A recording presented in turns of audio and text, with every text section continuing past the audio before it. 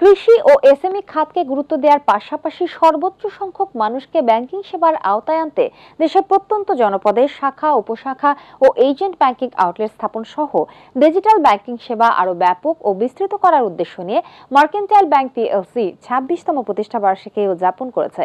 পুরোটা থাকছে রিপোর্টে। বাংলার ব্যাংক খ্যাত মার্কেন্টাইল ব্যাংক 1999 সালের 2 জুন যাত্রা শুরু করে। প্রতিষ্ঠা বার্ষিকী উপলক্ষে ব্যাংকটির প্রধান কার্যালয়ে আয়োজিত অনুষ্ঠানে প্রধান অতিথি হিসেবে ব্যাংকের চেয়ারম্যান মোহাম্মদ আনোয়ারুল হক কেক কেটে অনুষ্ঠানের উদ্বোধন করেন।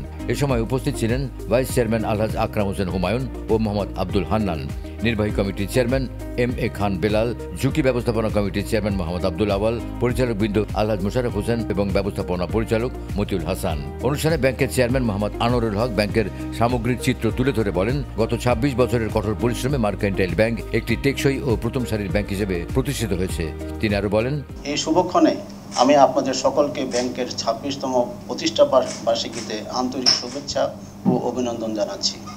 এই দীর্ঘ পথ পরিক্রমায় আমাদের অবিচল আস্থা, নিরবিচ্ছিন্ন সমর্থন এবং মূল্যবান অংশদায়িত্বই ছিল আমাদের প্রধান চালিকা শক্তি ও অনুপ্রেরণার উৎস।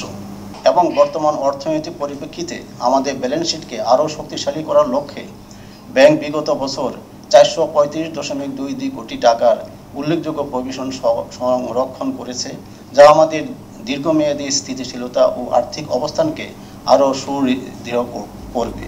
অনুষ্ঠানে আরো উপস্থিত ছিলেন উপব্যবস্থাপনা পরিচালক বৃন্দ মোহাম্মদ জাকির হুসাইন, শামীম আহমদ, অসীম কুমার সাহা ও doctor Mohammad Zahid Hossain, CFO doctor Tapas Chandra Pal, ACVP বৃন্দ শাহ মোহাম্মদ সোহেল খুরশিদ, মোহাম্মদ ইকবাল রেজওয়ান ও মোহাম্মদ আব্দুল হালিম সহ ব্যাংকের ঊর্ধ্বতন নির্বাহী ও কর্মকর্তা বৃন্দ।